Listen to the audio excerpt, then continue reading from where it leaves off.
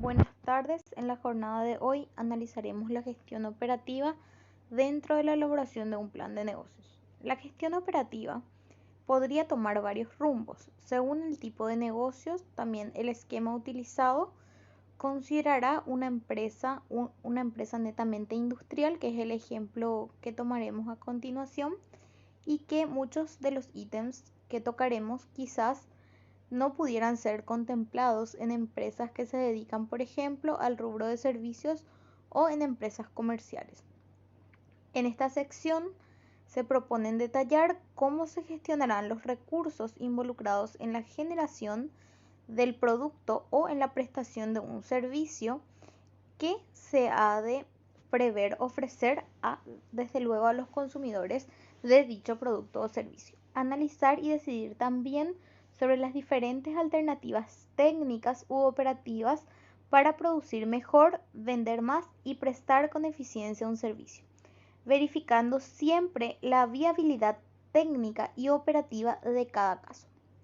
De acuerdo con las restricciones que existen, dependiendo básicamente de los recursos, de la ubicación, también en lo que concierne a la logística y la tecnología, y también de forma que puedan alcanzarse fuertes ventajas sostenibles frente a su competencia. Recuerden que siempre nosotros vamos a ingresar a un nuevo mercado, que quizás ya se encuentren ciertos competidores dentro de ese mercado, por lo cual nosotros debemos ingresar y poder competir con ellos en igualdad de condiciones. El primer punto a analizar son los objetivos de producción y operativos. Considerando la proyección de ventas, identifique los productos o servicios que ofrecerá en el mes y defina la cantidad de productos o servicios o netamente la producción total del mes. Es decir, nosotros vamos quizás a vender diferentes productos o quizás vamos a ofrecer diferentes servicios, ¿sí? Entonces tenemos que hacer una proyección por unidad dependiendo del mes en específico. Como sabrán, siempre dependiendo del tipo de producto o del tipo de servicio, hay meses en los cuales tenemos mayor demanda y hay meses en los cuales quizás tenemos menor demanda.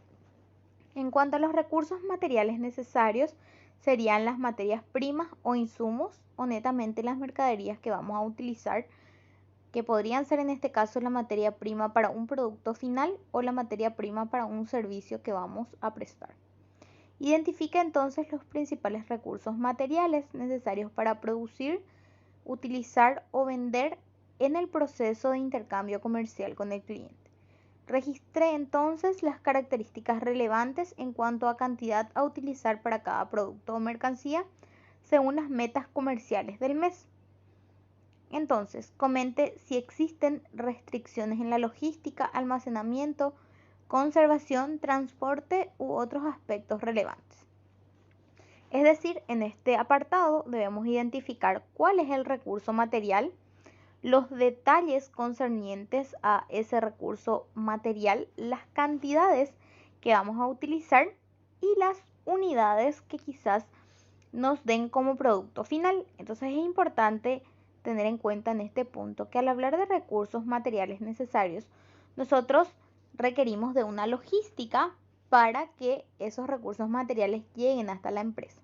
Y también necesitamos almacenar y conservar esos recursos en el estado en que me puedan servir. Es decir, si yo voy a necesitar, por ejemplo, para un emprendimiento de pastelería leche, yo tengo que saber de dónde voy a comprar esa leche y también tengo que tener un refrigerador específico que me mantenga esa leche. ¿Está bien? O si voy a comprar en caja, entonces también tengo que tener un lugar donde no haya humedad, donde la caja pueda permanecer hasta que yo la utilice, ¿sí? Entonces, este punto es sumamente importante. ¿Por qué? Porque yo tengo que identificar cuáles son los recursos materiales que necesito y cómo los voy a almacenar, los voy a conservar para posteriormente utilizarlo. Entonces, para cada producto identifiquen los principales recursos materiales necesarios para su producción o para su comercialización, considerando un mes de la proyección de venta, cuantificando en unidades. Por ejemplo, pueden ser en kilos, pueden ser en litros, pueden ser en metros, ¿sí? Pueden ser en toneladas, dependiendo básicamente del tipo de empresa que nosotros vamos a tener, ¿sí? Y también en cualquier otra medida que corresponda. Y si se trata de un servicio, identificar cuáles son los insumos materiales necesarios. Para completar esta planilla es posible que tengas que realizar un cálculo de costos para identificarlos con claridad y determinar también el rendimiento de cada uno. Entonces yo tengo que saber básicamente qué insumos necesito para la producción, ya sea de mi bien o de mi servicio que voy a poner a disposición dentro de ese mercado, y eso quizás también me requiera que yo realice un análisis de costos para saber básicamente cuáles son los materiales que necesito y poder hacer esa proyección mensual que me identifica a mí cuántos recursos voy a necesitar en el mes. En cuanto a la capacidad de producción o servicio, según los objetivos empresariales de crecimiento mensual o anual de los 3 primeros años, se establece un requerimiento de producción y los criterios que se aplican para determinar el tamaño de mi producción u operación del negocio. Tabla con las proyecciones de crecimiento operativo que se estiman para el horizonte del proyecto. En cuanto al incremento de la producción trimestral, ¿sí? Hablamos del primer, segundo, tercer y cuarto trimestre. O sea, ¿cuál es la proyección que yo tengo para crecer en el primer semestre, en el segundo, en el tercero y en el cuarto? O sea, ¿cuántas unidades más voy a ir vendiendo en cada trimestre? ¿Sí? Ahora, también se da un incremento en la producción anual, es decir, cuántas unidades en el primer año, segundo, tercero, cuarto y quinto año, ¿sí? En cuanto a la capacidad de producción, dice, capacidad de producción máxima que tiene la empresa por hora, la capacidad de producción máxima por mes y la capacidad de producción máxima por año, ¿está bien? En cantidad y en unidades. Y este también es un punto importante de describir brevemente la tecnología a utilizar y las principales características de los equipamientos que se deben adquirir para atender a los objetivos de producción. Porque es importante que nosotros detallemos la tecnología a utilizar. ¿Por qué? Porque esta tecnología a utilizar me permite a mí obtener mayor cantidad de recursos en menor tiempo. ¿Está bien? Entonces es importante que la empresa también dentro de sus proyecciones proyecte la tecnología dentro de la empresa, porque esta tecnología va a permitir que la producción sea mayor, ¿sí? Y que el tiempo utilizado para esa mayor producción sea menor. En cuanto a los activos fijos, hablamos de los inmuebles, hablamos de las construcciones, maquinarias, rodados o vehículos, equipos, herramientas, muebles y utensilios. Son todos los bienes materiales necesarios para producir u operar que no están destinados a la venta y que ayudan al funcionamiento operativo del negocio. Detallar los activos fijos a ser utilizados en la producción, comercialización, prestación de servicios, administración del negocio. Para los rodados, maquinarias y equipos, considere el tipo de tecnología necesaria, las capacidades técnicas y las cantidades que deben estar acorde a la capacidad de producción que se estima alcanzar. Es decir, yo debo identificar cuál es el activo fijo, ¿sí? ¿A qué destino ese activo fijo? ¿Cuáles son las características técnicas y qué cantidad poseo? Ejemplo, mi activo fijo pueden ser las maquinarias que se utilizan en el área de la producción. ¿Está bien? Las características técnicas serían cuál es el equipo característico que tengo, por ejemplo, un horno industrial, para hablar otra vez de lo concerniente a una pastelería, ¿sí? Y las cantidades, puedo tener un horno industrial, 2 hornos industriales, 3 hornos industriales, ¿está bien? Y eso se va citando cuántos activos fijos y qué características tienen cada uno de esos activos fijos que tenemos dentro de la empresa. En cuanto al proceso de producción o ciclo del servicio, se identifican los procesos operacionales más importantes del negocio. e incluir en un flujograma de procesos indicando los internos y los que serán subcontratados, es decir, qué voy a hacer dentro de la empresa y cuáles quizás los realice en forma terciarizada. Entonces, hablo de los procesos internos, serían los procesos operativos, los procesos administrativos y los procesos comerciales. ¿Cómo voy a trabajar? Si voy a trabajar dentro de la empresa o si lo voy a hacer fuera de la empresa. Entonces, en cuanto a los operativos, si la producción la voy a hacer yo o si quizás ya voy a comprar el producto terminado. Los administrativos serían toda la cuestión relacionada netamente a las personas que trabajan conmigo, es decir, a los recursos humanos, ¿sí? Y las características de esos recursos humanos y cómo se va a organizar la empresa.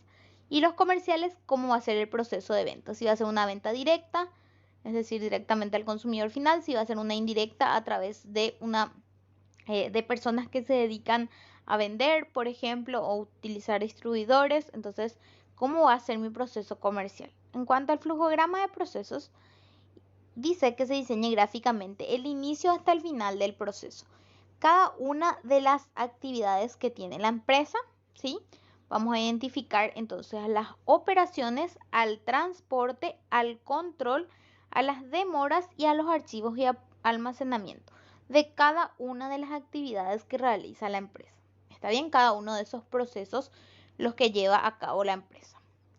Ahora, en cuanto a la distribución netamente de la planta, el objetivo de diseñar la organización física es determinar la ubicación de todos los elementos que hacen parte del negocio a efectos de optimizar el espacio físico.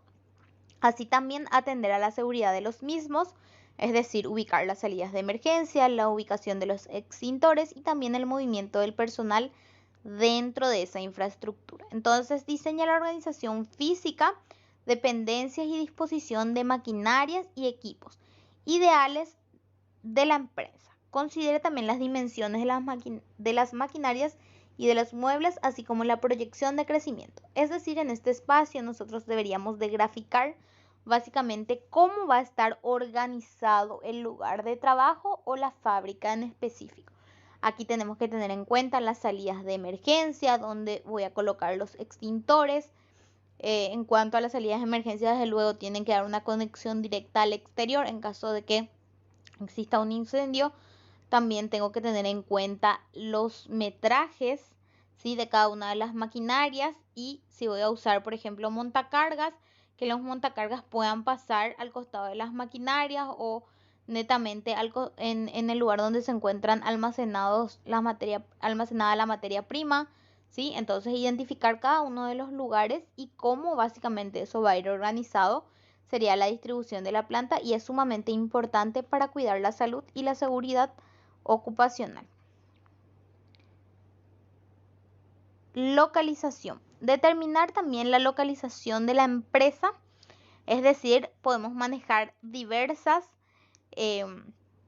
alternativas en cuanto a la ubicación de nuestra empresa, ¿sí?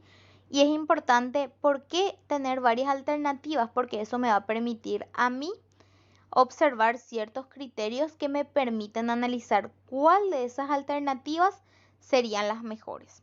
Entonces, alternativa 1, 2, 3 y 4. Evalúe sobre criterios aplicables al negocio diferentes alternativas y decisiones óptimas. 1 sería desfavorable y 5 altamente favorable. Entonces, cada una de esas alternativas básicamente van a estar o vamos a tener que evaluar esas 4 alternativas en base a 10 criterios. ¿Está bien?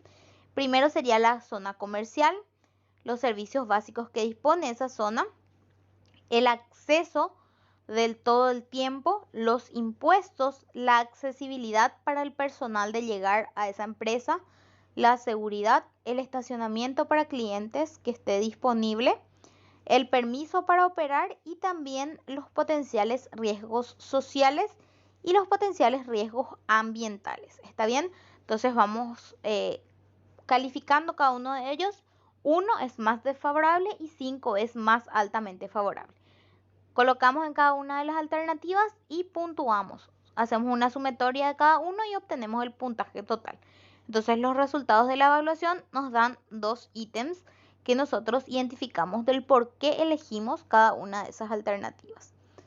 En cuanto a las buenas prácticas laborales, también contribuyen una serie de normas y conductas que se deben considerar en el ámbito laboral para garantizar la salud ocupacional, la seguridad interna dentro del establecimiento y también garantizar que las operaciones de la empresa sean ambiental y socialmente responsables. Entonces se describe principalmente las normas y conductas que se consideran dentro de la empresa. En cuanto a las normas de seguridad que posee la empresa, las normas de higiene, ¿sí? Las normas ambientales y las normas sociales que rigen a la empresa. ¿Está bien?